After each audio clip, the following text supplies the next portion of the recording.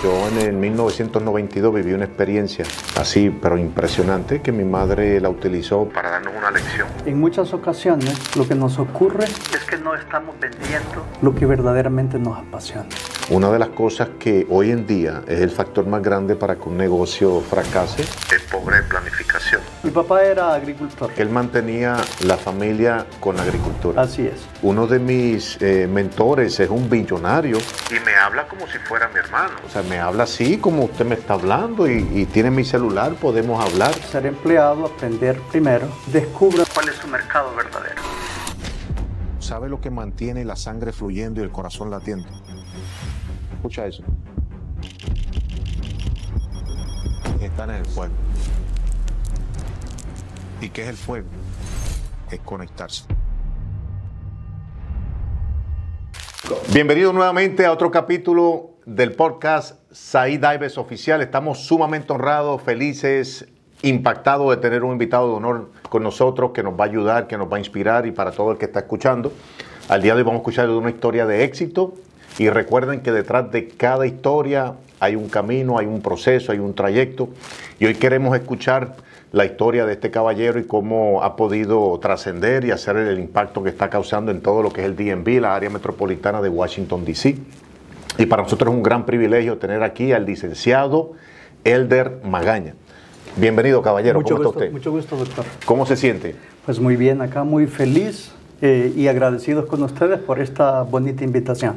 Bueno, para nosotros es un privilegio tenerlo. Este podcast tiene el objetivo fundamental de ayudar, a inspirar, se enfoca en liderazgo, en ayudar en el campo de emprendimiento y más aún en inspirar a personas que están buscando caminos, mentores, procesos y sobre todo personas que nos puedan dar claridad y luz en cómo uno puede emprender. Así que para nosotros es un gusto. La idea acá en el día de hoy es que queremos saber un poquito más de lo que lo inspira a usted, porque entendemos que usted es una persona muy exitosa en su campo y pues muchas personas al día de hoy están buscando personas que tienen este tipo de éxito para entonces poder entender cómo ellos también pueden llegar ahí. Así que para nosotros es un gusto tenerlo, Elder. ¿Le puedo llamar Elder? Claro que sí. Y pues quiero hoy empezar a hablarle un poco primeramente de quién es Said. A mí me inspira mucho el liderazgo y ver en personas que pueden emprender, formar sus propias empresas. Y pues muchas personas ven el resultado, pero no ven el proceso. No saben los obstáculos, no saben todo el sacrificio, el esfuerzo, las cosas que conllevan para uno poder formarse. Y al día de hoy queremos saber un poco más de lo que ha sido el proceso del licenciado y cómo ha podido sobrellevar todos esos retos que ha tenido usted en el camino. Entonces, hoy queremos saber un poquito acerca de su juventud. Estuve leyendo un poco de su expediente, su resumen, y pude ver un poco acerca de los retos y todas las cosas que usted pudo hacer cuando era niño. Usualmente personas aquí no hacen nada de estas cosas que usted comenta. Y entiendo que usted es natural de El Salvador. Es así, ¿Sí? soy... ¿O es del Mediterráneo? Aparento serlo, pero soy salvadoreña. Ah. Sí. Pues para nosotros es un gusto. Entonces, coméntenos un poquito de su juventud, de su niñez, y cómo fue ese proceso de esos primeros años en su vida. Bueno, mire, en realidad la vida de nosotros venimos del campo de una familia muy grande. Somos 5 hermanos, varones, ¿ok? 5 hermanos varones. Pero hay otras hembras por ahí también. En total somos 8. 8 en total, una familia bastante grande. ¿De qué parte de El Salvador? El departamento se llama Sonsonate. Sonsonate, es que nos miran muchos salvadoreños, y allá y aquí. Sí. El departamento se llama Sonsonate, e incluso hay otro pueblito, llamémoslo un cantón, que se llama Metalí, un pueblito pintoresco. Hoy es muy bonito, playas cercanas, está bonito. Pero teniendo en cuenta esta familia tan grande que hemos tenido, había una situación bastante crítica económica. Mi papá siempre padecía una enfermedad. ¿Sí? Era asmático. No podía trabajar mucho fuerte porque ese era un obstáculo grande para él. Aunque hacía todo lo que podía en el campo, en la ganadería, pero lógicamente con tanto hijo ya se imagina la presión financiera que mi papá tenía. Mi mamá, por otro lado, Y le pregunto, ¿a qué se dedicaba su papá? Mi papá era agricultor. Agricultor, Sí. o sea que él mantenía la familia con la agricultura. Así es. Imagínese. Entonces, ahí tuvimos lógicamente un proceso de aprendizaje en la cual, lógicamente en aquel tiempo no teníamos los teléfonos y la tecnología de hoy. La diversión de nosotros era correr por ahí detrás de una pelota o hacer diferentes cosas. Correr por los montes. Así es. Pero en sí tuvimos una formación muy seria sobre lo que era el trabajo del campo. Nosotros con mi papá teníamos que andar siempre sembrando la milpa, ordeñando vacas, trayendo los terneros. Era un proceso, era la vida de nosotros. Entonces, de nuevo, hablando económicamente, lógicamente era bastante difícil. Mi mamá en ese tiempo también tuvo unas complicaciones de salud. Se le estaba desarrollando un cáncer en la matriz o algo así. Entonces la situación era peor, o sea, cada día más caótica. Recuerdo yo que llegué a la edad como de unos 16, casi 17 años, que fue cuando me vine para acá, para el país, y dado a esa situación, porque por la salud de su mamá. La situación económica era verdaderamente serio y no había de dónde, ¿no? O sea que su intención fue llegar acá para poder proveerle recursos a su familia. Para ayudarles. Esa fue la misión fundamental. La intención. Sí, esa era la intención y bueno, gracias a Dios pudimos llegar. Como todos, pasamos por donde tenemos que pasar y empezamos el trabajo duro que gracias a Dios pronto logramos encontrar un lugarcito donde empezar y tratar de estar pendientes siempre de ellos. Esa fue básicamente el camino original, el primer reto que tuvimos fue básicamente muy joven. ¿Y qué recuerda usted de su juventud? Por ejemplo, yo en el 1992 viví una experiencia así, pero impresionante, que mi madre la utilizó para darnos una lección. ¿Sí? Hubo en ese momento en Puerto Rico, había mucho crimen, muchas cosas pasando. Y así hubo una masacre, una cosa impresionante por allá. Y mi madre nos llevó a ese lugar acabado de pasar y nos dijo, mire, toda esta gente que están ahí tirada eran muchachos, no hacían caso, no seguían instrucciones y estaban en el lugar incorrecto porque no siguieron instrucciones. Y yo no haría eso con mis hijos, pero mi madre lo hizo para darnos una experiencia y la verdad que marcó. Definitivamente, ¿cómo no? Marcó, entonces en ese momento pues ella pensó que eso era algo que nos podía ayudar a rectificar o a mantener las personas bajo disciplina. Entonces los padres de antes eran personas con carácter y personas con formaciones diferentes. Y mi madre pues siempre fue así, ¿verdad? Con un carácter fuerte. Me imagino que su familia, sus padres también eran así. Hasta cierto punto, de cierto modo. Mamá, si me está viendo por acá, no se enoje conmigo. Con mi mamá sufríamos, bueno, no era sufrimiento en sí, sino que era tanto hijo, yo creo que se mantenía estresada. Era difícil. Y hace esto, la oreja o la chancla, decimos nosotros, y era algo común para nosotros el castigo así, pero no eran cosas grandes, no era que nos maltrataba, golpes fuertes, pero era así. Sin embargo, con mi papá era todo lo contrario. Mi papá era, bueno, y gracias a Dios están vivos. Mi papá siempre fue una persona muy sensata para todo, o sea, con calma. Él nos daba warnings, hijo, esto está mal, siéntese. Nos sentábamos, nos explicábamos el por qué las cosas estaban mal, no teníamos que hacerlas. Y nos decía, por favor, no lo vuelva a hacer. Y Elder siempre...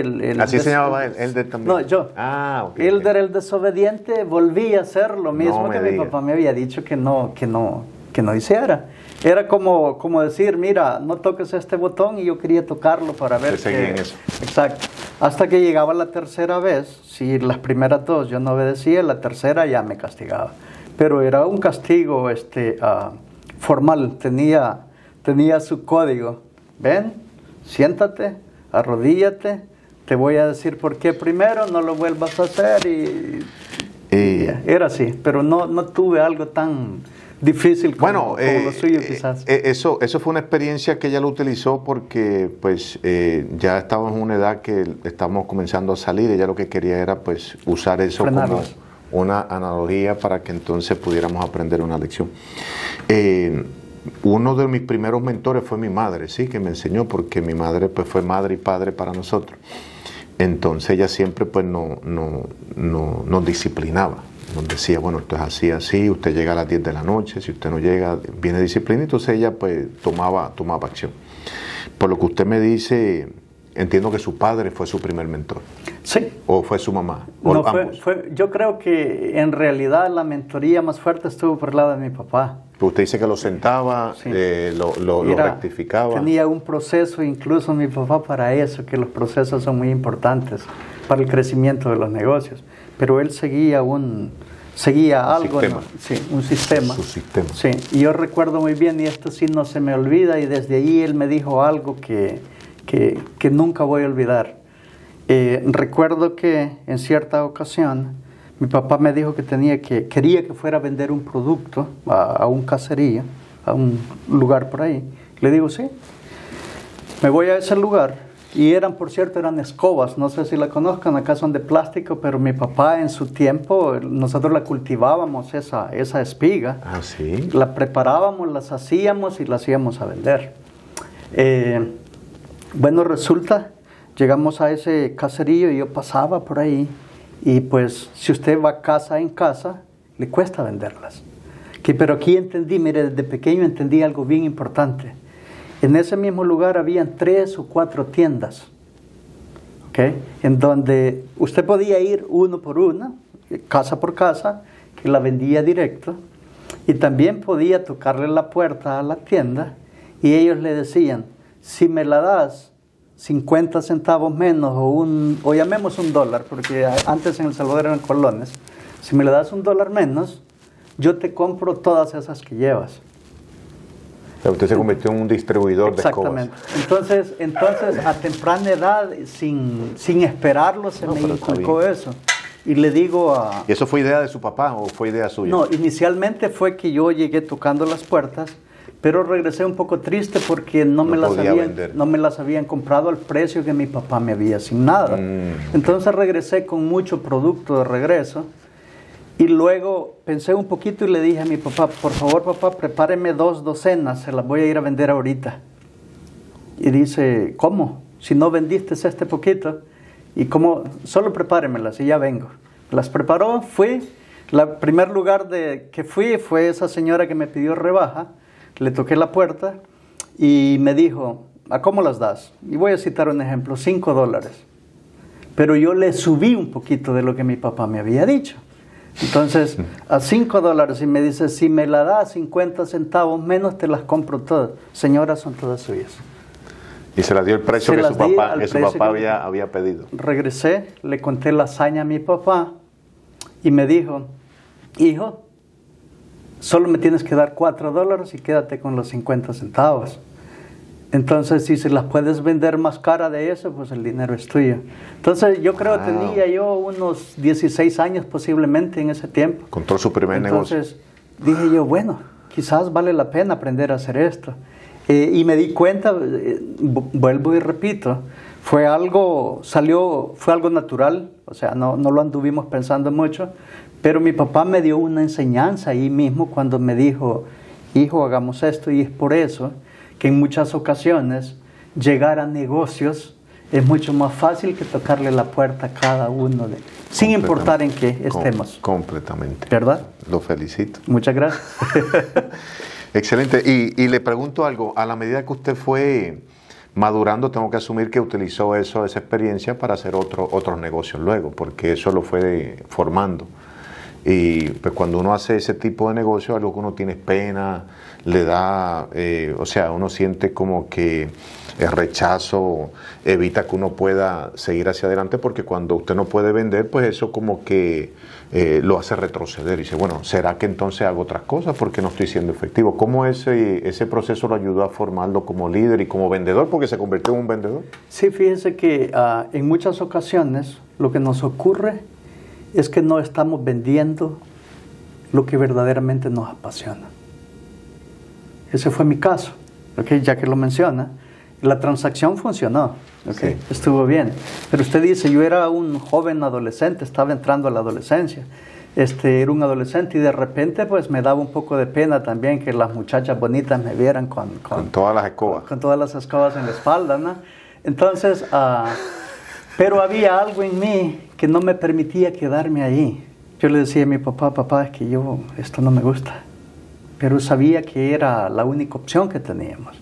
En muchas ocasiones no tenemos opción, tenemos que hacer lo que hay a mano, ¿no? Pero cuando nosotros tenemos un crecimiento, nos formamos de manera diferente, encontramos un nicho al que verdaderamente somos buenos, entonces es que cambia un poco la historia.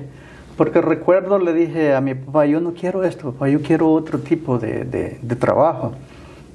Y me dice, hijo, lamentablemente pues estudio no hay, yo saqué 9º grado en El Salvador. Dice, ya no podemos. Y yo entendía, económicamente no teníamos la capacidad. Pero me dijo, por ayuda de un familiar acá, consiguió un dinero y me dijo, te puedo pagar un seminario técnico, algo corto para que tú puedas defenderte en tu vida. Y fue así como aprendí a hacer pantalones. Hacía pantalones, ¿sí? Jovencito. Hacía pantalones, recuerdo cuando que fue evolucionando, sí, a otra serie de productos, servicios. Fui a la escuela, al entrenamiento, y cuando yo terminé el entrenamiento, que no recuerdo cuánto duró, yo ya había hecho 5 pantalones, ya los había vendido en el proceso de aprendizaje. Entonces, ¿y cómo conseguía los clientes para los pantalones? Igual que de las escobas. Fue genial, no había nadie ahí en el lugar. O sea, que lo más que le pasó fue eso. Había una persona un poco lejos, pero en mi lugar me empezaron a buscar a mí. Así que llegaron Navidades en que yo tenía 25 órdenes ahí. Era básicamente un niño todavía y yo estaba haciendo los pantalones. Solo hacía pantalones, nada más. No camisas, nada más, solo eso. Pero ya vienen las marchas el 15 de septiembre, el Día del Padre, era tiempo de hacer pantalones. Así que ahí me fui formando un poquito más y me di cuenta que ya no tenía que estar en el campo, que yo ya estaba con una máquina de coser. Era un poquito diferente y como que fui cambiando, viendo las cosas diferentes. Y recuerdo que mi papá le hacía, nosotros decimos trampa, porque me preguntaba, hijo, ¿cuánto trabajo tienes para mañana? Papá, estoy hasta aquí. Porque yo no quería ir a trabajar al campo con él y yo le decía que tenía demasiado trabajo.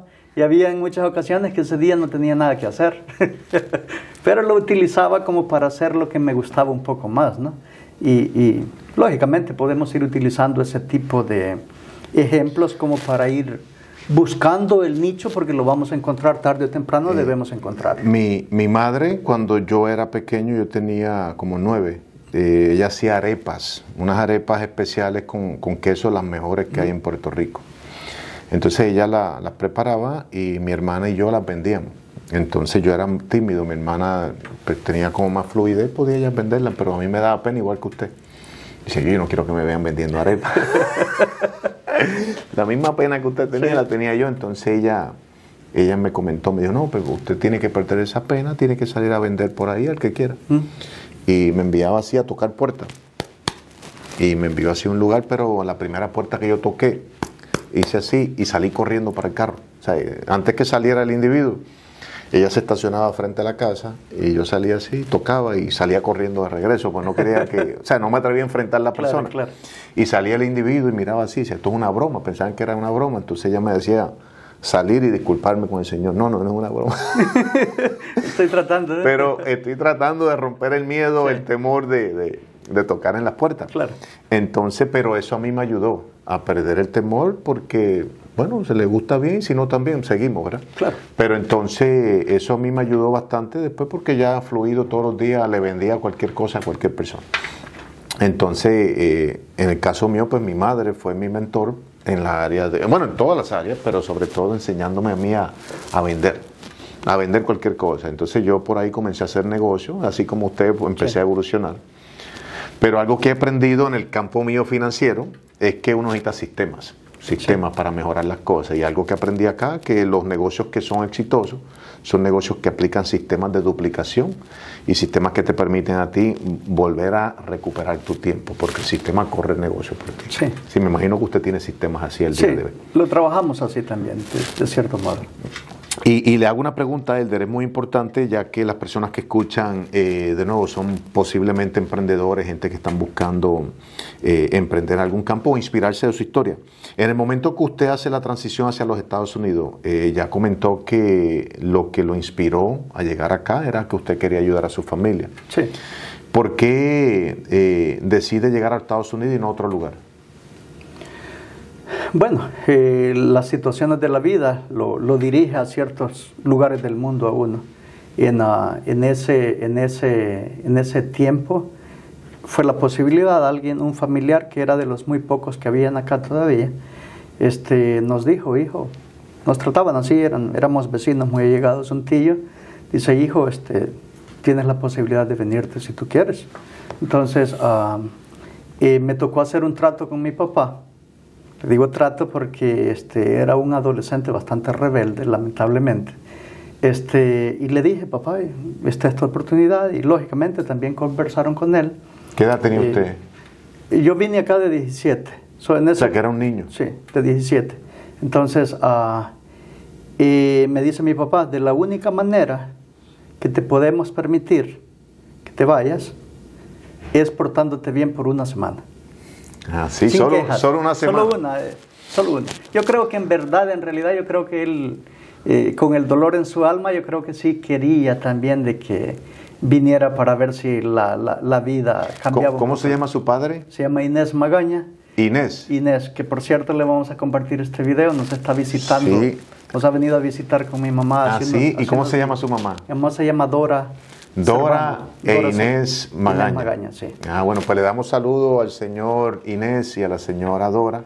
A que hicieron un buen trabajo con el señor Elder. Gracias, papás.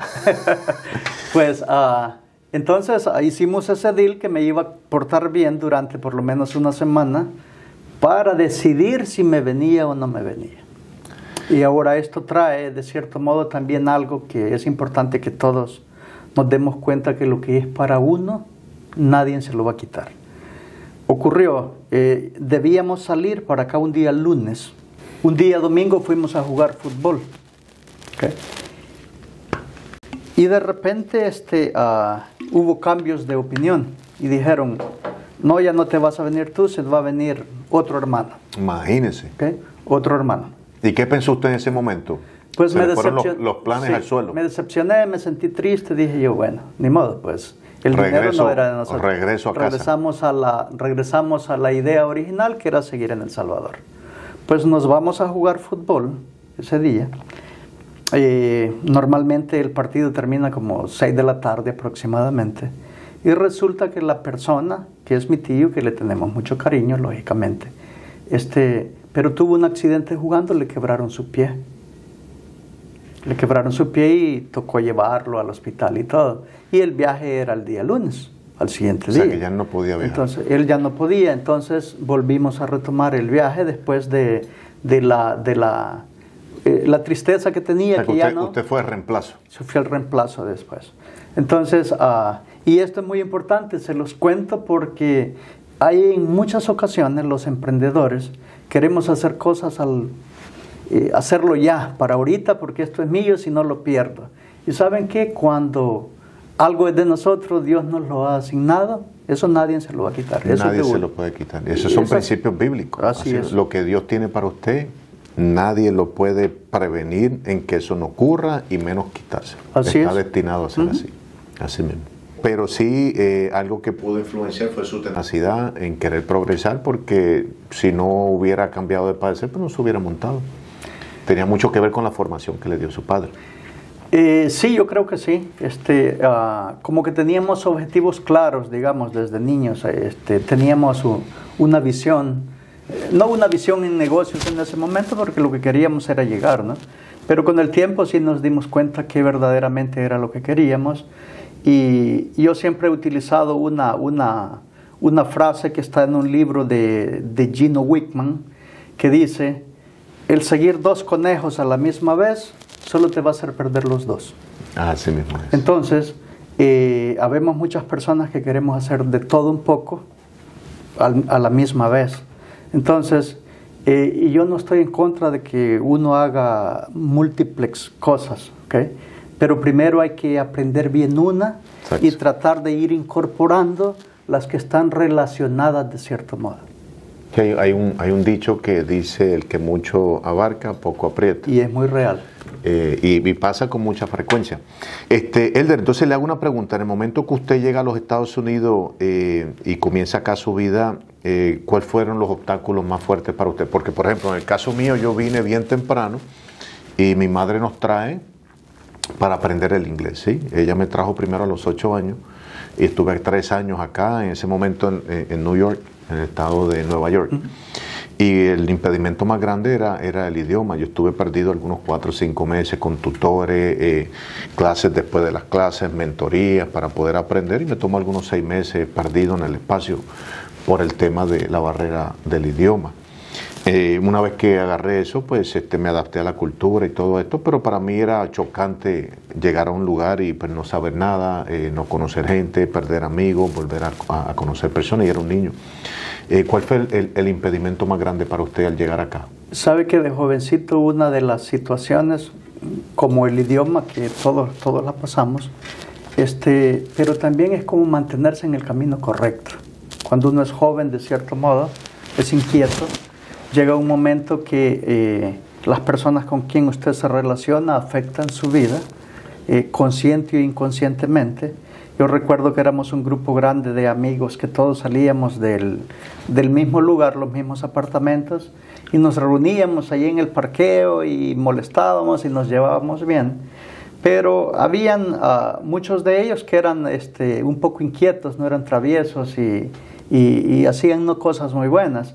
Entonces, como mantenerse uno, de cierto modo, fuera de esa situación, sabiendo que tiene a la mano cualquier cosa, porque sabemos que de jóvenes, ¿qué no le ofrecen? ¿Quieres fumar?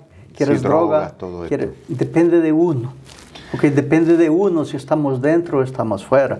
Pero el entorno que uno tiene, de cierto modo, también afecta mucho. Dicen los libros, Elder, que usted es producto de las 5 personas que le rodean a usted. Dicen que eventualmente usted se convierte en el promedio de esas 5 personas. Es así.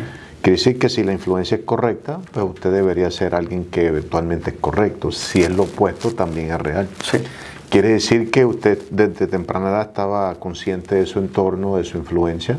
¿Y dónde aprendió eso? ¿Con su padre? No, eso ya estaba fuera de mi padre. Okay. Para que lo veamos desde jovencito. Porque es que hoy en día muchos de los asuntos que uno vive cuando ya llega a ser adulto es porque uno no entendió ese concepto y permitió en su entorno a alguien con una influencia incorrecta. Quiere decir que si la influencia es incorrecta, esos consejos que están entrando probablemente no son los correctos. Quiere decir que tus decisiones no son correctas. Aquí se valida lo que usted comenta, la importancia de tener mentores correctos, personas correctas en su entorno, influencia correcta, y eso comienza desde la casa. Dicen que si usted quiere saber cómo son los padres, mírese en un espejo. O sea, en otras palabras, uno es producto de su familia. Entonces, lo mismo pasa con la influencia en su ambiente. Yo, por ejemplo, en el caso mío, yo estoy bien involucrado con varios mentores. Yo tengo 3 personas que son mentores míos en diferentes áreas de mi vida. ¿Y por qué los considero mentores? Porque uno necesita mentoría y personas que ya han pasado procesos y que te ayuden a crecer. A mí me ha ayudado muchísimo a entender el valor de una persona correcta cerca, inclusive, y el poder dialogar con una persona así en un momento de crisis. Un momento de crisis es un momento que usted necesita un buen consejo, necesita tomar una decisión, no sabe cómo procesar esa decisión. ¿Cómo ha sido eso para usted en su trayecto? Porque uno de los retos en el mercado y para todo el que escucha es a quién escucho y qué consejo utilizo, porque claro, no hay discernimiento. Yo no sé qué camino voy a tomar, si es el derecho o la izquierda, o qué camino, o simplemente no tomo ningún camino. Pero ¿cuán importante fue para usted entender ese principio? Porque la realidad es que lo que somos es por la influencia, porque eso tiene la capacidad de influenciar todo lo que hacemos hacia el futuro. Si usted no lo aprendió de su padre, ¿de dónde aprendió esto? ¿Los libros? ¿Cómo saca este principio? Bueno, lo que pasa es de que He sido bastante religioso también.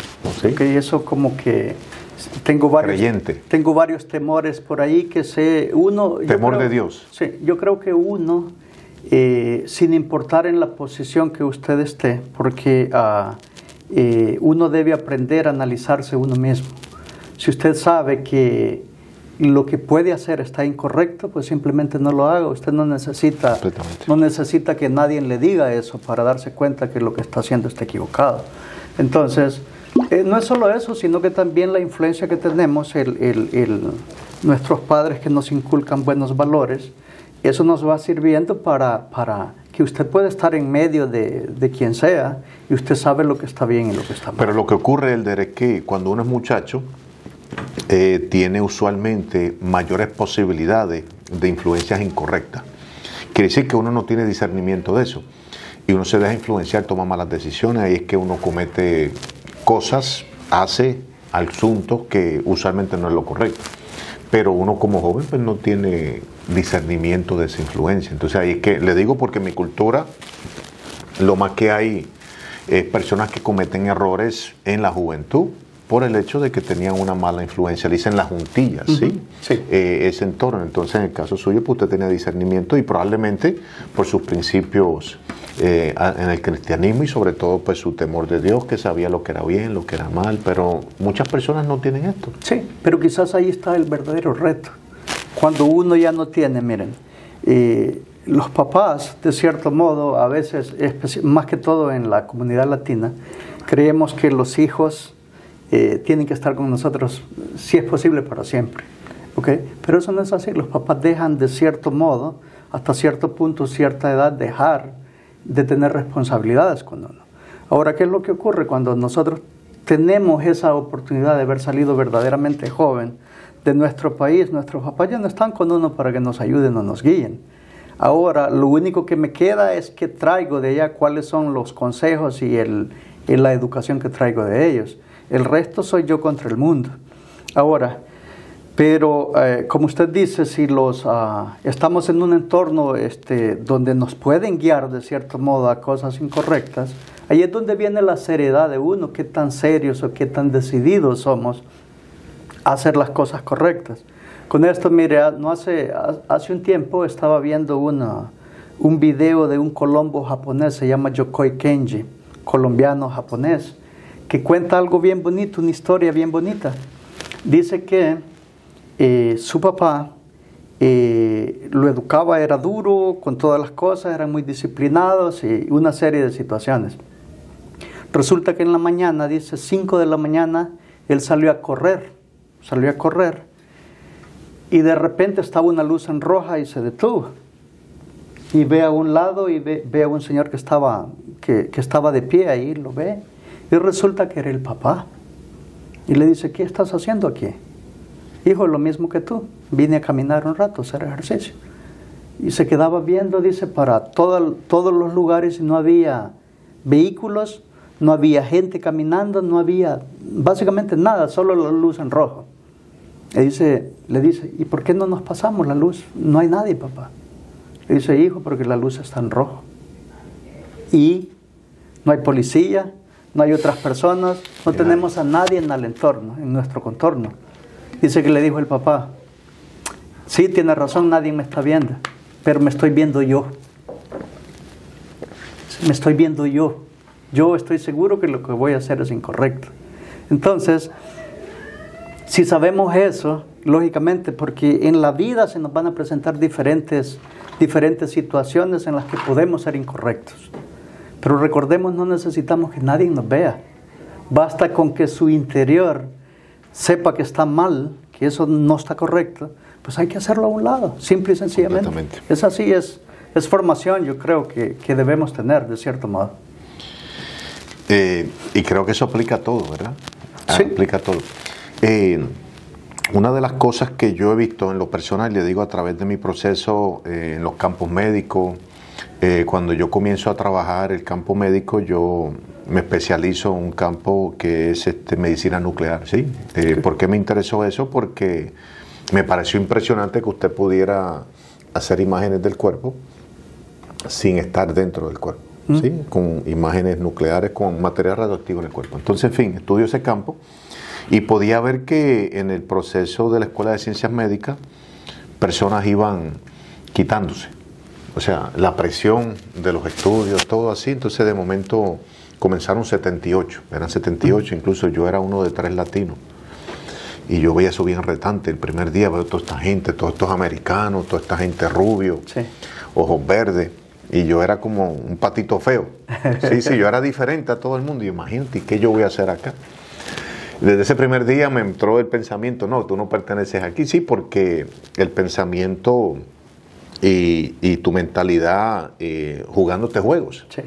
Pero yo sabía que tenía que ser disciplinado y eventualmente iba a ser exitoso en eso porque mi meta era completar los estudios. Pero podía ver que ya a los 3 meses había bajado a 60 y tanto. Ya al año 50 y pico. Y poco a poco de ese grupo se iba disminuyendo. Llegaron 13 a la meta, 13. O sea que mucha gente iban quitándose. Entonces yo decía, bueno, ¿por qué tanta gente se raja, tanta gente se quita? Entonces, en el momento de presión, entra a su mente, le juega juego, pasan situaciones, obstáculos y la gente se quitan. Quién sabe qué habrá pasado, nunca más veía a esas personas de nuevo, pero en algunos momentos fueron 3. Para mí hubieron unos obstáculos serios, bueno, no tan serios porque me permanecí ahí, pero fueron obstáculos que me retaron. Si continúo, ¿no? Si tiro la toalla, como le dicen. Pero lo interesante es que yo pues me mantuve ahí. Entonces, ¿cuán importante fue para usted es ser consistente y disciplinado? Porque una de las cosas que hoy en día es el factor más grande para que un negocio fracase es pobre planificación, pero ser disciplinado con esa planificación. En ese caso, en el momento más difícil, pues se toman malas decisiones y la gente pues cierran las puertas, cierran el negocio, hacen lo que tengan que hacer. ¿Cuán importante fue para usted la disciplina y su consistencia en usted ser la persona que es usted? Porque ha pasado cosas en el camino, usted podía haber tomado otros caminos, podía haber dicho, no, esto no es para mí. ¿Cuán importante fue eso para usted? Porque le diría que hoy en día, uno de los temores más grandes en alguien que busca emprender o abrir algún negocio, hay mucha gente talentosa, mucha gente brillante, súper inteligente, pero trabajan para otro y nunca se dan cuenta de su potencial y incluso mueren así. Sí. Y los miles que hay así todavía. Yo conozco muchas personas que trabajan para el sistema federal y algunos han sido despedidos recientemente. Y hace poco estuve con una persona que altamente talentosa, pero con un temor único en su interior en emprender, por la incertidumbre, por los riesgos, por los costos. Y toda esta serie de cosas que son obstáculos que uno pasa cuando va a hacer negocio. ¿Cuán importante fue usted mantenerse disciplinado, aún viendo todos estos obstáculos que usted pasó cuando va a comenzar su negocio? ¿Puede usted abarcar un poquito de eso? Sí, sabe que el empezar un negocio debería o debe tener un proceso inicial. Habemos muchas personas que nos brincamos o saltamos ciertos procesos. Y hay uno muy importante que es ser empleado primero. Okay, no necesariamente tiene que ser así, pero ser empleado de algo que nos gusta nos va a ayudar a crear las bases necesarias para poder emprender después. Porque si queremos empezar un negocio de la nada, sin tener el entrenamiento necesario, sin tener una planificación correcta, que nos ocurre a la gran mayoría, en el área de la construcción lo veo mucho. Alguien quiere emprender, le ofrecieron un trabajo por ahí, tiene alguien que le ayude y dicen, ábrame una LLC y vamos a empezar a trabajar. Y empezaron. Y muchos de ellos les ha ido bien en el camino, gracias a Dios. Pero la gran mayoría no. ¿Por qué? Porque el emprender requiere una serie de pasos, sin importar qué tan pequeños vamos a hacer en lo que hacemos. Pero se necesita tener todo lo necesario para poder trabajar de manera correcta. Si nosotros no hacemos este proceso, lamentablemente la probabilidad de existencia son mínimas. Fíjese, Elder, yo personalmente cuando conozco a Patrick Bet-David, una de las personas que se convierte en uno de mis mentores, que es CEO, o era recién ex CEO de nuestra empresa, este caballero siempre hablaba, y cuando yo lo escuchaba, él me dice, bueno, Said, hay 3 cosas que tú necesitas. Lo primero, identificar una industria. Identificar qué es lo que te gusta, un mercado, una oportunidad. ¿Te apasiona, no te apasiona, te gusta, no te gusta? Porque lo otro es que sientas pasión por aprender esa industria. Una vez que la identificas, conseguir a alguien dentro de esa industria que tiene éxito, ¿sí? Porque te permite a ti navegar en un espacio donde hay un mar azul y no sabes hacia dónde vas, no sabes si hay tiburones, si hay problemas o obstáculos en ese camino, pero al tener una persona que ya pudo navegar ese camino, pues te permite a ti tener dirección.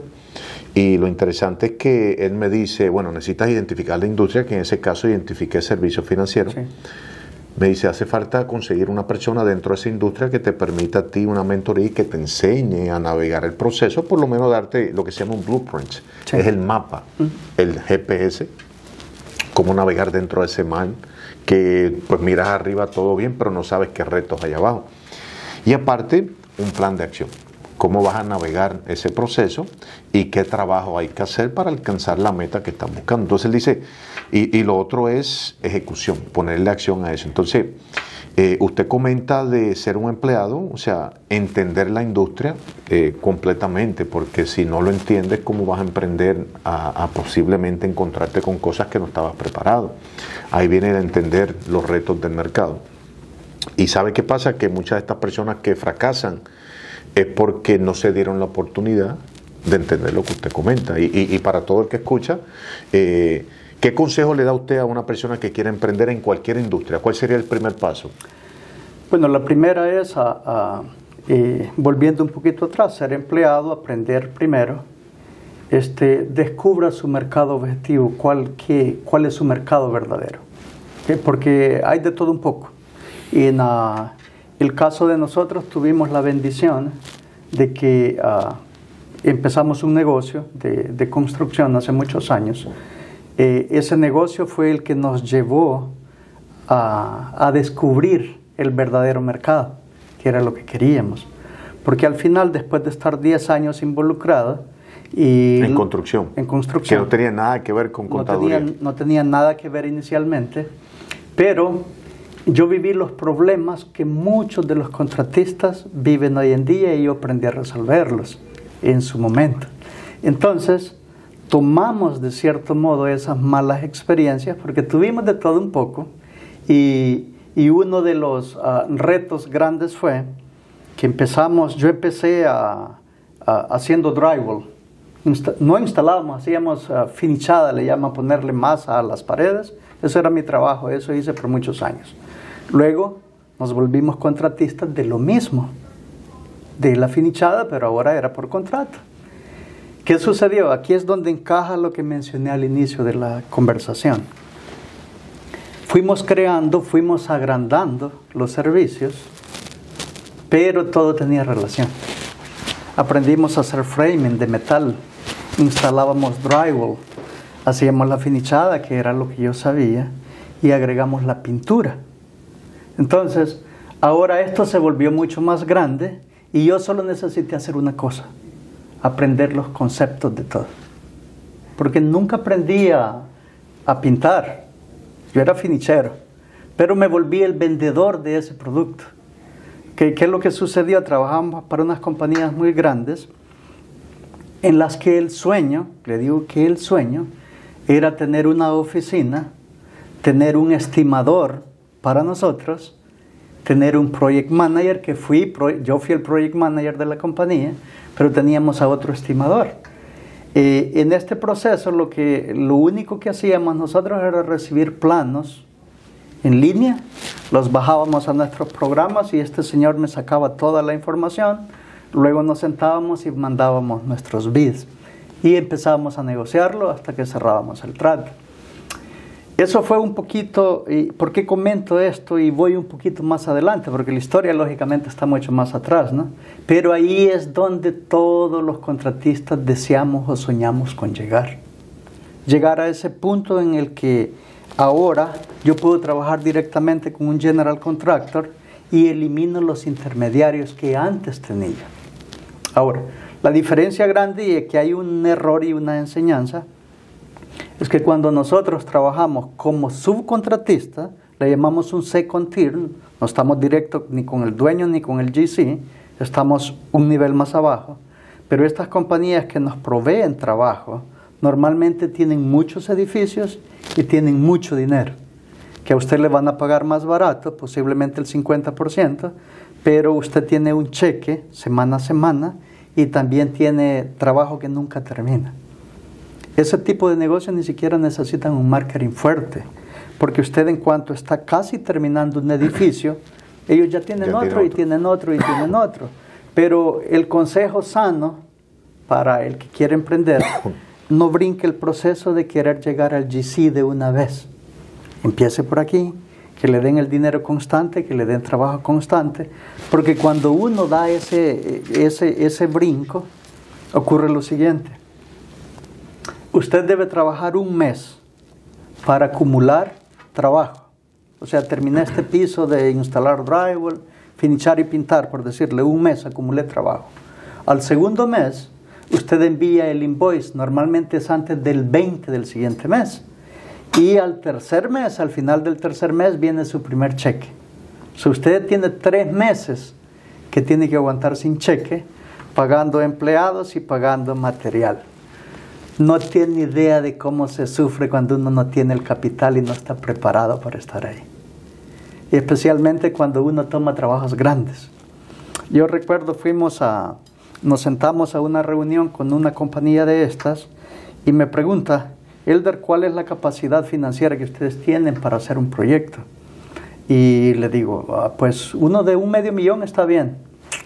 Dice, fíjate que no tenemos trabajos de $500,000, casi son contados. El más pequeño de nosotros es de $1,000,000. ¿Puedes con uno? Bueno, podemos empezar.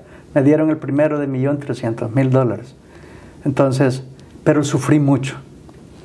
Sufrí mucho y yo en mi momento sentí que ese era, fue falta de planeación.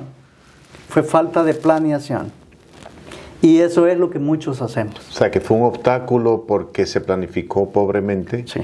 Si hubiera planificado, entonces hubiera manejado eso muy diferente. Ese es el consejo. Planificar de manera correcta y entender que hay ciertos niveles en donde todavía no podemos estar. Hay que seguir corriendo un poquito, caminando un poquito. Recuerden, hay que caminar primero para correr. Si corremos nos vamos a caer. O sea que usted pudo analizar y aprender conceptos que luego lo estaría aplicando en su empresa, aunque no se convirtió en un experto específicamente en ese concepto, pero ya entendía los conceptos de cómo manejar el negocio. Y aprendí la parte administrativa. Me la aprendí perfectamente, cómo funcionaba todo, tanto afuera como dentro de la oficina. Eso fue lo que me sirvió mucho. Y Elder, en su trayectoria, hoy usted es conocido por su servicio más en el área de contaduría. ¿Cómo fue esa transición de el mundo de la construcción como un general contractor, moviéndose al mundo de la contaduría? ¿Qué lo motivó a moverse y por qué puso bandera en ese campo y no regresó al mundo de la construcción? Bueno, fue genial, porque las oportunidades a veces están ahí, es cuestión de saber analizarlas un poquito y de entenderlas. Recuerdo cuando estaba en este proceso de ser contratista, me llegó una cartita de amor del IRS, en donde decía, Elder, debes 142, creo, si no estoy mal, dólares en impuestos. 142. Sí. O sea, casi nada. 1,000. Oh, 142,000 dólares. Entonces, y dije yo, ¿y ahora qué hacemos? Me voy donde la persona que me ayudaba con los impuestos, le digo, mira, me llegó esta carta, la vio y me dijo, ¿qué vas a hacer? Esos impuestos los preparamos cuando nosotros teníamos un negocio que se llamaba X. Si quieres, demándala, pero ya está cerrada. Esa fue la respuesta profesional que recibí. ¿Qué es eso? Cero ayuda. ¿Qué tipo de respuesta es esa? Cero ayuda. Entonces dije yo, bueno, vamos a ver, ¿qué hacemos con esto? Tomé el numerito, llamé al IRS y le digo, mira, yo tengo este problema, esto y esto, que me gustaría saber qué puedo hacer. Me dicen, señor, esto le ha ocurrido porque usted no ha preparado los impuestos por los últimos 3 años. Le digo, pero sí, yo los preparé. No, pero nosotros no los tenemos en el sistema. Entonces lo que ocurrió fue que nunca se enviaron. Los preparamos, pero no se enviaron. Entonces, cuando esto ocurre, el IRS prepara los impuestos por usted. Ellos dicen, toman lo más alto que ellos puedan ver en su récord y dicen, ok, entonces como no lo hiciste, yo los hago. Y solo dicen, ganaste X cantidad, no tienes gastos de nada y me debes esto. Es así de sencillo. Entonces, voy a preguntar a otro lugar, porque esto es importante, a veces como que hay que hacer shopping profesional también. Voy a preguntar a otro lugar, les cuento la situación y me dicen, no, pero esto lo podemos arreglar. ¿Okay? ¿Lo podemos arreglar cómo? Vamos a preparar tus impuestos. Prepararon los impuestos, ahora la deuda era mucho menos. Para no hacer la historia muy larga, de 142 terminé pagando $20,000. Entonces dije yo, bueno, este es un tema bastante interesante. Y me di cuenta que en los edificios donde nosotros mismos andábamos trabajando, en el break que teníamos con los contratistas, se hablaba mucho de ese tipo de situaciones. Y dije, aquí puede haber un buen mercado. Entonces, o sea, que usted pudo analizar una oportunidad dentro de ese caos que estaba viviendo todo el mundo. Entonces dije yo, con el tiempo, cuando me di cuenta que yo había resuelto de cierto modo el problema y que entendía mi situación, entendía mi tema, le dije a uno de mis amigos, oye, voy a empezar con esto. En ese tiempo ya estaba estudiando, estuve en la administración de empresas. Había sacado mi GED cuando vine, fue una de las cosas que hice rápido cuando recién vine. Y le digo, me gustaría hacer de la contabilidad de gratis, por un año. Éramos bien allegados, dice, ¿de gratis seguro? Sí. ¿Y cómo por qué? Tú dámela. Y me dice, bueno, adelante. No hace mucho lo vi, esto hace varios años. Y me dice, a ti debí haberte cobrado porque utilizaste mi compañía como ratoncito de prueba. Y pues de ahí empezó. Que lo que pude darme cuenta con el tiempo era que la gente de construcción, yo las entendía perfectamente. ¿Okay? Pusimos un poquito, lo agrandamos un poquito y agregamos un servicio de estimación.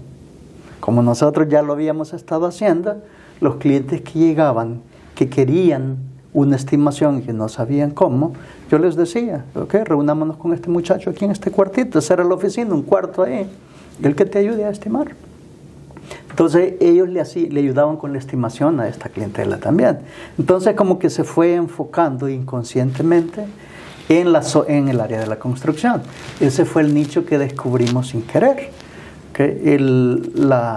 Lo que manejamos nosotros en la oficina es por lo menos un 80% en construcción y el otro 20% son inversionistas que nacen de la construcción también. Compran propiedades, arreglan y venden. Entonces, como que hay ahí un círculo, digamos, en donde, ok. Personas que hacen fix and flip, sí, parecido a lo que hace Marisol y su equipo. En baja escala, porque son solo la clientela que nosotros tenemos. ¿Y bajo qué concepto? El concepto es de crecimiento para ellos. ¿Por qué? Porque hay muchos contratistas que les va muy bien, hacen dinero. Ahora, habemos muchas personas que hacemos dinero y luego no sabemos qué vamos a hacer con el dinero. Y aprender a invertirlo para multiplicarlo. Entonces, así es básicamente como esto se fue creando. Y vuelvo y repito, descubrimos un nicho ahí en el que considerábamos que éramos buenos. Y de hecho lo demostrábamos, porque toda la gente que nos llega, era un tema que nosotros manejamos muy perfectamente. O sea que para todo el que escucha, en el caso de Elder, pues Elder entendió que había una solución y que podía traer un valor al mercado, trayendo una solución al problema que había un desconocimiento total en cómo manejar este tema, y esto hay una gran oportunidad y capitaliza inmediatamente porque trae un valor. El valor acá era que podía solucionar todo este asunto de contaduría o de la falta de contaduría que estas personas necesitaban en el campo de la construcción. Y entonces eso lo motivó a abrir su empresa y enfocarse en el fuerte suyo, que es el área de contaduría. Y no siguió con la construcción. La construcción, lamentablemente, hubo algunas situaciones personales de salud que me impidió continuar con ese proyecto. Así que tuvimos que decidir un poco el tranquilizarnos, calmarnos, vivir una vida más tranquila, sin menos estrés, menos presión, pero lo que hicimos es que nos involucramos en el área de inversiones. De cierto modo hay construcción involucrada por ahí, pero no tan fuerte como la manera. Inversión más en las bienes raíces. En bienes raíces, la única construcción que hacemos es eso, compramos la casa vieja, la mandamos a arreglar y luego la vendemos. Una de las cosas que es importante, por lo menos en lo que yo escucho clientes y otros, en la contaduría es crear una relación con el cliente y que haya confianza. Porque usted mira, los contadores los cambian así como si fueran zapatos. O sea, entonces, ¿cómo usted ha podido tener el éxito que está teniendo y preservar esa clientela? Porque sus comentarios son muy buenos en línea y aparte, pues, lo que puedo ver que usted crea relaciones genuinas con las personas. ¿Qué lo motiva a crear eso con las personas? Porque usted se ve una persona que se interesa genuinamente en la persona, no simplemente en el servicio. Sí, lo que ocurre es, en primer lugar, con el tiempo aprendimos a que no todos los clientes son para nosotros. Okay, esa es una. En otras palabras, debemos filtrar de cierto modo. ¿Okay? Cuando le digo esto, por ejemplo, no competimos, tratamos de no competir con ciertos mercados. Por ejemplo, si usted llega a la oficina, no es que no hagamos el trabajo, pero me dice, hazme un ITIN, sácame un ITIN. Sí, se lo podemos hacer, pero nosotros empezamos de $450. Si lo quieres, ese es el valor. Pero me dice, la competencia cobra 50. Sí, pero no peleamos con la competencia. Entonces, ¿qué es lo que ocurre? A usted de 10 leads, de 10 prospectos, después de una entrevista bastante fuerte que tenemos, se dará cuenta que 8 de ellos posiblemente no sean para usted. Entonces usted los selecciona. Dice, pero estos 2 sí me interesan, estos venden $1 millón, estos escuchan, estas personas pueden escuchar los consejos, porque hay algo bien importante, ¿okay? Y esto hay que entenderlo muy bien, está por todos lados. Dicen que la competencia de los contadores, así como hizo el comentario usted, que los contadores estamos por doquier. Sí y no, ¿okay? Porque no es lo mismo.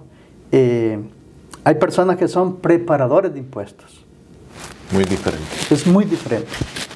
El preparador de impuestos es simple y sencillamente usted llegue con la pila de documentos y que le hagan sus impuestos al final del año, y en muchas ocasiones esa gente está esperando que usted haga la magia, ¿ok? No pagar o que le devuelvan o lo que sea. En el caso de nosotros no. O sea, por ejemplo, la clientela de nosotros es, usted llega, tenemos un proceso, hacemos contabilidad de todo. Ok, el tax, la preparación de nosotros le va a costar la contabilidad de un año, más las formas, más asesoría, más los taxes del negocio, más sus taxes personal.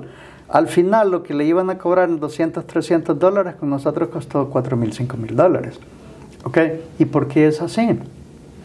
Porque nosotros estamos ahí, la intención de nosotros es que su negocio crezca. Pero nuevamente, como usted, cuando tiene un paciente, usted lo analiza primero, usted da la medicina, dice, mira, esta es la receta para la medicina. Pero el cliente decide si se la toma o no se la toma. Exactamente. ¿Verdad? Entonces, como que no podemos hacer mucho. Con el cliente que no quiere la medicina, no hay que perder el tiempo y hay que seguir. Porque hay mucha gente que sí valora verdaderamente sus servicios. Entonces, cuando logramos ese nicho de mercado también, ese tipo de clientela, eso nos ayuda a permanecer y esta gente normalmente no se quiere mover de ahí. Porque verdaderamente pues usted identifica el 20% y crea relaciones genuinas y trae valor a ese mercado y probablemente por ahí lo refieren a otras personas y por ahí comienza toda esa comunidad a expandirse de personas con las mismas necesidades, probablemente en la misma industria. Y me imagino que así es que usted ha podido preservar el mercado que tiene, porque el éxito suyo pues no lo ha tenido de la noche a la mañana, ha sido años tras años luchando, trabajando. Una de las inspiraciones mías personales, yo nunca en mi vida había conocido un billonario, Elder, nunca. Incluso yo veía eso imposible. Incluso yo conocí a un señor que tenía 2 millones, y 2 millones no en dinero tangible, sino en activos. En activos. Y él se lo decía a todo el mundo, no, yo soy multimillonario, y por ahí, bueno, ahí va el multimillonario. Sí, tenía más de una. Pero yo veía eso como, bueno, ahí va, pero, o sea, no se le podía ni hablar. Sí, era, Sí. Bueno, tienes que pagarme para hablar, imagínate. Un ego terrible. Entonces, en mi vida yo personalmente nunca había tenido acceso a tener un diálogo con un billonario. Y yo digo, imagínate que uno de mis mentores es un billonario y me habla como si fuera mi hermano. O sea, me habla así como usted me está hablando y tiene mi celular, podemos hablar.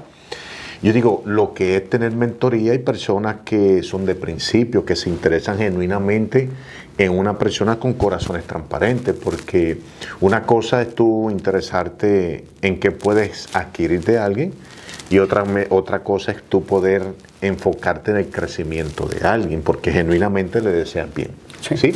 Entonces yo puedo percibir eso usted y lo que puedo ver también por lo que investigué, que usted es muy querido y que es una persona muy respetada y que aparte de eso es una persona de principios y valores. Y es eso lo que inspira a la gente, inspira confianza. Porque sin relación, primero sin confianza no tienes relación. Sí. Y sin relación no tienes retención, porque las personas no regresan. Y aparte de eso, servicio al cliente, que las personas se sientan valoradas, respetadas y que se le está dando un valor por un buen precio por el valor agregado que trae usted.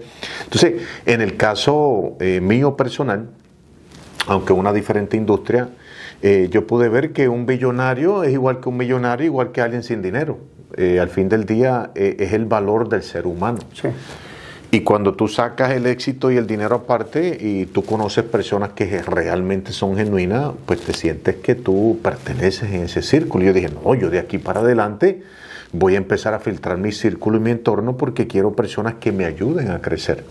Y yo voy a escoger mi círculo porque los estándares que yo busco de vida son estos estándares. Por ende, estas 5 personas o 6 personas, las personas que voy a permitir en mi entorno, van a ser personas que me ayuden a mí a elevarme a los niveles de ellos porque estoy buscando crecimiento y formación. Y siempre aplico eso en lo personal. ¿Cómo en lo personal suyo, a la medida que usted fue sacando y definiendo sus estándares de vida, cómo lo fue ayudando usted filtrando las personas? Porque me imagino que en algún momento alguien lo traicionó, alguien le hizo un movimiento incorrecto, alguien le falló. Tengo que asumir eso porque en esa industria de inversión, en la industria de construcción, a veces se confía en la persona incorrecta. ¿Usted tuvo algún movimiento así, alguna experiencia de que en su entorno hubo alguien que hizo algo incorrecto o falló, violó su confianza? ¿Puede usted expandir? Porque en el mundo del emprendimiento una de las cosas que es un obstáculo real es una traición. ¿Sí? Sí. Me imagino que usted vivió algo así. ¿Puede usted expandir algo? Muchas. O, no una, muchas. Muchas situaciones. Han habido sociedades que no han funcionado. Hemos empezado a trabajar y con el tiempo, pues, ya las cosas no son tan bonitas como cuando creíamos, cuando empezamos, ¿no? Pero al final hay que entender lo siguiente. Cada una de estas cositas, estas piedritas que aparecen en el zapato en nuestro camino, solo hay que utilizarlas como nuestro beneficio. Porque hay en muchas ocasiones, yo recuerdo el de la construcción, de hecho, hubieron varios fracasos, hubieron problemas ahí. Entonces, pero a nosotros solo nos sirvió, en realidad lo tomamos de buena manera al final, y decir, bueno, es que esto lo estamos haciendo de manera incorrecta. Y ahora, con las cosas ocurridas, aprendemos y tomamos todo lo bueno que pasamos durante el proceso y ahora lo ponemos en contexto para algo mejor. Y yo les puedo decir que es tan sencillo como sociedades que no tienen el mismo objetivo no vayan a llegar a ningún lugar. Okay. Si no tenemos el mismo gol, si no vemos para el mismo lugar, y hay algo importante, si no ponemos partes iguales, la persona que no invierte no tiene nada que perder. Okay. Eso hay que aprenderlo también, es muy importante. ¿Por qué? Porque al final los negocios funcionan cuando definimos actividades y responsabilidades. Las responsabilidades también. Si alguien tiene que dedicarse a X situación y el otro otra cosa, ambos deben cumplir con eso. Y si somos socios, partes iguales o al porcentaje que sea, Acostumbrémonos a que necesitamos $100,000 para empezar. Ok, aquí están mis 100 y aquí están mis 100. Porque se ve mucho, y esto es muy común en el área del fix and flip. Siempre se quieren asociar personas que uno tiene un poco de dinero, ni siquiera todo, y el otro sabe hacer el trabajo. Okay, casi siempre lo quieren hacer de esa manera, o una gran parte. Lo que ocurre normalmente es que siempre como que hay una disputa por ahí que dicen, el que hace el trabajo, no, pero yo soy el que trabajo duro y la otra persona que solo me puso el dinero no hace nada. Entonces, eso suele pasar, es muy común. Entonces, como uno como que tiene que sentarse muy bien y hacer un análisis de todas las situaciones y decir, ok, esto es lo que necesitamos hacer y hay que hacerlo de manera correcta para no tener tantos fracasos. Ahora bien, tanto fracaso, si tenemos muchos, alegrémonos, porque solo es la antesala para el éxito al final. Y le hago una pregunta, Elder. Una de las cosas que hace que un negocio fracase, que las estadísticas dicen que el 90% de todo negocio no está de pie a 5 años, o sea, ya no existe, o probablemente es más ahora mismo. En el momento más crítico suyo, que usted vivió una experiencia así, obstáculos como ese, ¿qué lo motivaba a seguir hacia adelante? Porque las personas se dan por vencidas. O sea, solamente un líder, alguien que está enfocado en su visión y que sabe que tiene que seguir, se mantiene, otros se quitan. ¿Qué lo mantenía y qué lo motivaba? Porque claramente usted es diferente. ¿Cuál era su motivación? Cuando uno tiene ciertos compromisos, ¿okay? Parte de las cualidades que uno debe tener, si uno tiene una responsabilidad hay que cumplirla. Dicen por ahí que hay muchas ocasiones en las que un contrato firmado no se requiere cuando tenemos palabra que tiene valor. ¿Okay? Debemos acostumbrarnos que si hicimos un trato por X motivo, ese hay que respetarlo y hay que cumplirlo.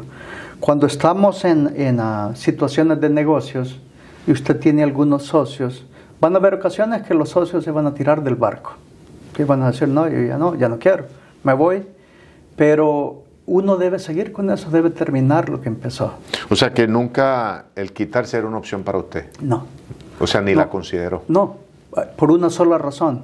Cuando empezamos a entrar a esas, yo le llamo esas ligas, porque cuando empezamos a trabajar con los GCs directos, la idea era abrir todas las puertas que nosotros pudiéramos, las que estaban a nuestro alcance, y eso lo logramos. Llegó un momento en el que el pizarrón del GC donde llegábamos, y cuando termina el proyecto, cada contratista le pone calificación A, B, C. Nosotros éramos A. Entonces, ¿qué significaba? Que el siguiente project manager que tenía un proyecto iba al pizarrón y veía, por decirle 10 A's ahí, quería trabajar con esos 10 personas que estaban ahí listadas.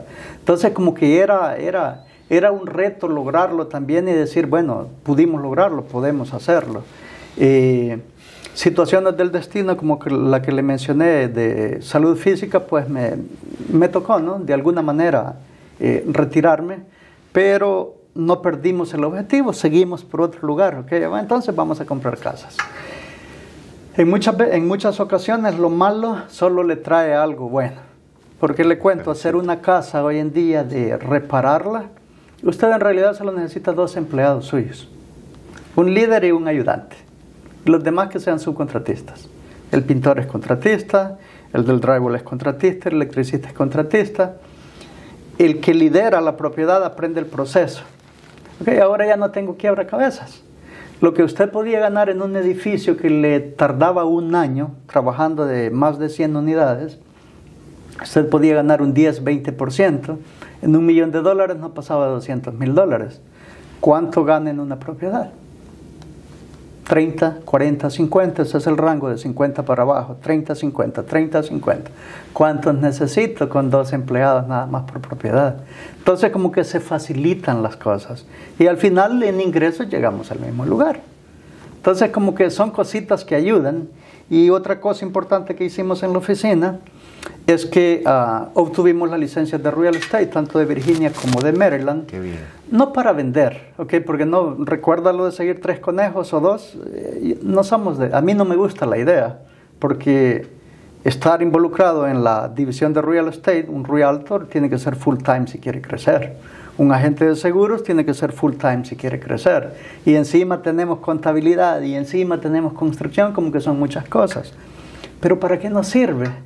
Para hacer un deal con los vendedores, con los realtors. Mira, aquí están todas estas propiedades, encárgate, ve, muéstralas y el porcentaje de nosotros va a ser tanto. Entonces usted genera un pasivo. ¿Haciendo qué? Tengo la referencia en mi oficina.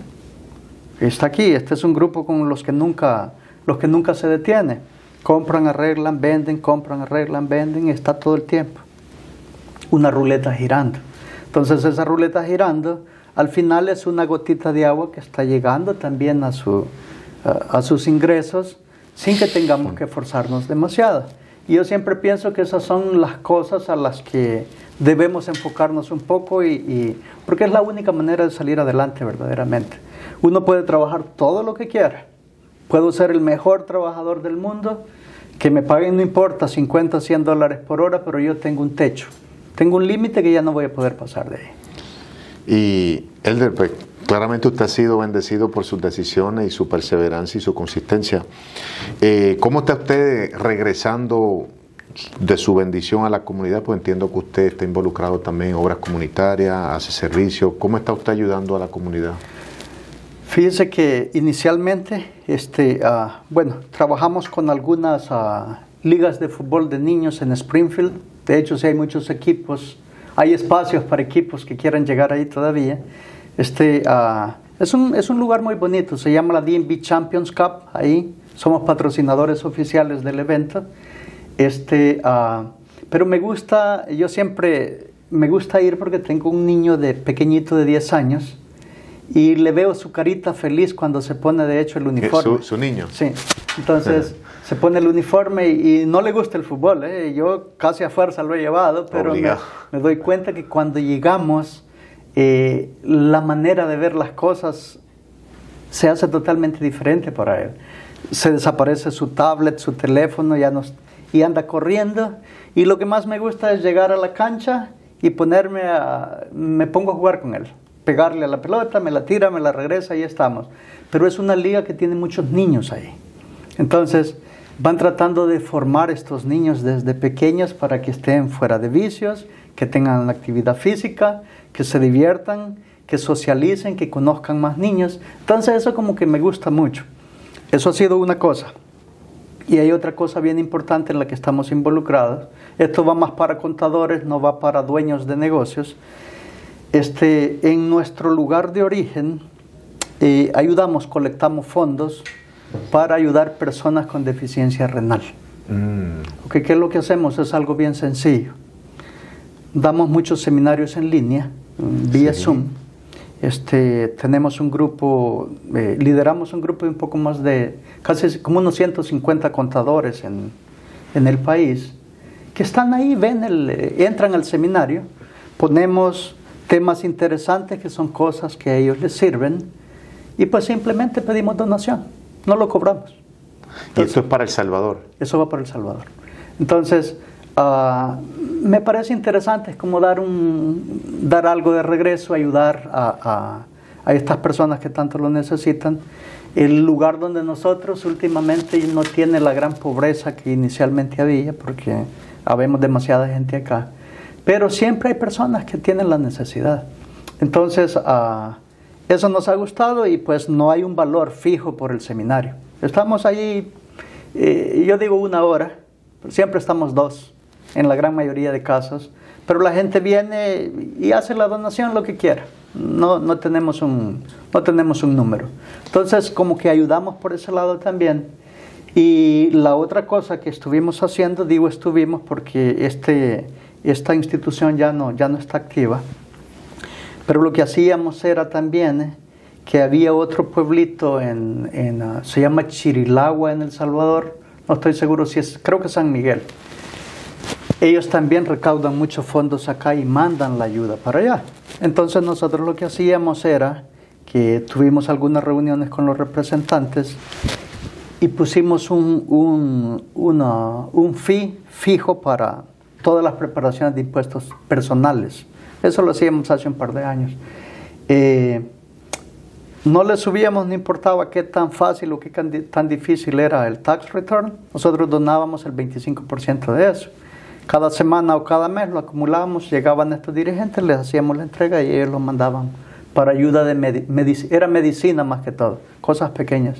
Hemos estado involucrados en ese tipo de situaciones. Ya usted ha comentado un poco de lo que usted hace por los negocios. ¿Qué lo distingue a usted para todo el que escucha? Porque probablemente va a haber personas en el campo suyo buscando un buen contador, una buena oficina donde ellos puedan hacer sus servicios de contaduría. ¿Qué lo distingue a usted de todo lo que está en el mercado y dónde las personas lo pueden conseguir? Si tienen una LLC, si tienen una S-Corp o cualquier tipo de corporación que necesita servicios de contaduría. Nosotros técnicamente hacemos, yo diría, 4 servicios típicos, que son los más comunes. Una, como ya mencionamos durante casi todo el podcast, que hay un enfoque bastante grande a la construcción. Todo contratista que tiene algún problema, que quiere empezar, que quiere su contabilidad, su payroll, quiere llevar sus cosas en orden, pero que tiene la intención o le gustaría, sueña con tener su licencia clase A en el estado de Virginia, que no es cosa fácil.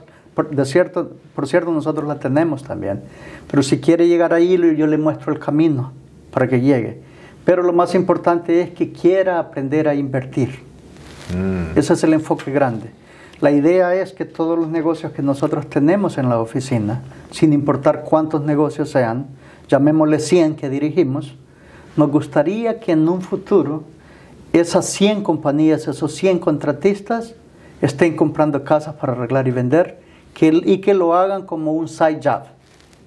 Hay que aprenderlo de esa manera. O sea, no se enfoque 100%. Usted siga con su actividad, lo que hace, pero como side job aprenda ese mercado porque es algo muy bueno y les va a cambiar la vida. Esa es una. La otra cosa es que nosotros somos más asesores de negocios. No nos consideramos contadores en sí. Hacemos lógicamente todo lo que hace un contador. Pero nosotros hacemos reuniones muy frecuentes con los negocios para ver dónde está, dónde deseamos llegar y qué debemos hacer para evitar el depredador más grande del país que se llama Tío Sam, el IRS. En otras palabras, en julio, octubre al más tardar, nosotros debemos estar haciendo una planeación. ¿Cómo están sus libros? ¿Qué es lo que usted tiene? ¿Qué es lo que vamos a hacer? Para que usted no llegue al final del año y solo le tengamos que decir debe $100,000 de impuestos. O sea que por lo que usted me comenta, no simplemente usted está dando un servicio de contaduría, sino que usted está buscando que su cliente, que ahora se convierte en su socio, lo está ayudando a crecer su negocio, buscando sus intereses y aparte creando relaciones genuinas donde usted puede ayudar a estas personas a diversificar. Así que para todo el que está escuchando, usted necesita un contador mentor. Personas que realmente buscan hacer la diferencia en su vida. No simplemente estás buscando un servicio, pero estás buscando un mentor y necesitas alguien que te dé un trayecto hacia otra avenida, incluso otro ingreso aparte. Todos los caminos conducen en Virginia, en Washington, en DC, a la oficina del licenciado Elder Magaña, donde se le va a ayudar con respeto, con principios, con valores y aparte se le va a dar una planeación para ayudarlo a diversificar. Entiendo que al fin del día usted es un mentor en diversificación empresarial, ayudando a estos empresarios, contratistas o dueños de empresas a traer otros ingresos y aparte a crecer su mente, porque al fin del día está ayudando con sus conocimientos a que estas personas puedan crecer. Y creo que ese es el valor agregado suyo, donde es raro ver un contador con este tipo de enfoque, porque un contador te ve como un número, te ve como, bueno, déjame darte el servicio, te veo el próximo año. Sí. Ese es lo típico. Sí, pero en nuestro caso no es así. Y nos hace falta algo también que es muy importante. Tenemos algo que se llama la garantía. La garantía, ¿por qué garantía? Somos de las pocas oficinas, cuando digo de las pocas, que poseemos licencias de representación ante el IRS. Representaciones ante el IRS, solo existimos 3 certificaciones que la podemos hacer. EAs, Enroll Agents, que soy uno de ellos, CPAs y abogados. Nadie más puede representar. Entonces, ¿qué es lo que ocurre? Si por alguna razón a usted lo auditan, es cliente de nosotros, si lo auditan, nosotros vamos a representar su caso. Si el caso tiene que ver con una equivocación de nosotros, escuchen, una equivocación de nosotros, a usted no le cuesta ni $1. Nosotros nos encargamos de garantizar que eso está bien. Ahora, lo que ocurre es por eso, no nos podemos dar el lujo de que usted llegue al final del año con un papelero de este tamaño y me diga, hágame los impuestos, porque nosotros tenemos un proceso. ¿Okay? ¿Por qué? Porque si no lo hacemos, no le podemos garantizar que nosotros lo vamos a representar. Y eso es bien importante, eso es un plus. Pero pienso Elder, que aparte al valor agregado suyo, el valor agregado más importante es paz para su cliente. Sí. Pienso que es paz. O sea, que si usted me dice a mí qué es lo que yo puedo ver en usted, usted le da garantías al mercado donde le trae paz y tranquilidad. Porque por todo ángulo está protegido. Tiene algo muy interesante que yo personalmente no he visto en contador, aunque no conozco mucho el campo, pero lo que veo que lo hace diferente a usted es que usted está vendiendo un paquete empresarial, contaduría, mentoría y dentro de eso paz para la empresa, paz para el dueño, porque al fin del día tiene todas las garantías que el mercado necesita. Y creo que ese es el valor agregado suyo. Así que si todo el mundo está escuchando y afuera, está buscando un buen contador, está buscando principios, valores, que se le haga todo con excelencia, aparte que su empresa pueda crecer, pueda diversificar y que usted pueda acostarse con tranquilidad y levantarse con tranquilidad. Todos los caminos conducen, si está buscando ese servicio, a las oficinas del licenciado Elder Magaña. ¿Y dónde se ubican sus oficinas? Estamos en la ciudad de Springfield, Virginia. Trabajamos bajo el nombre de Global Tax. 703-951-1040. Ahí nos pueden encontrar, hagan una cita. Normalmente la cita de nosotros cuesta $250 por analizar cosas de cada negocio, pero si mencionan este podcast es totalmente gratis para ustedes. ¿Okay? Bueno, pero solo con gracias. citas, nadie llega caminando ahí para... Excelente, así que aproveche esta oportunidad de que se le está brindando una consulta libre de costo para que usted pueda reconsiderar y ver incluso si hay alguien que ya hizo los impuestos y está buscando una segunda opinión, también pueden dirigirse con usted. Sí, claro que sí. Hay muchas ocasiones en las que revisar un impuesto, para bien o para mal, a veces puede destapar una lata de lombrices, decimos nosotros. Hay que ser cuidadosos con eso. De hecho, con la persona hay que elegir muy bien a la persona con quien trabajamos, especialmente en esto. Y recuerden, esto es otro de los consejos sanos que debemos tener los empresarios. Hagamos un shopping de la gente profesional. ¿Okay? Un shopping es, no necesariamente usted tiene que ir a que le estimen sus impuestos, porque muchos no estimamos. ¿Okay? Muchos no damos estimadas. Pero usted puede hacer una reunión, invierta, siéntese con esta persona, escúchelo, vea qué verdaderamente pueden ofrecerlo, haga 1, 2, 3 comparaciones y elija basado en tan cómodo usted se sienta. Y esto funciona tanto para el profesional de impuestos como para abogados o para lo que usted quiera. Así como nosotros, hay muchas ocasiones en lo que tampoco trabajamos con cualquier cliente, ustedes también deben hacer exactamente lo mismo. Y recuerden, no siempre es el precio lo mejor. Exacto. No siempre el precio va a ser lo mejor, hay que entender eso. Yo siempre digo que la persona que le ayude a solucionar sus problemas y que lo entienda bien y que esté cómodo con su tema, esa debe ser la persona. Y no importa quién, no tiene que ser con nosotros, solo es un consejo sano para los emprendedores.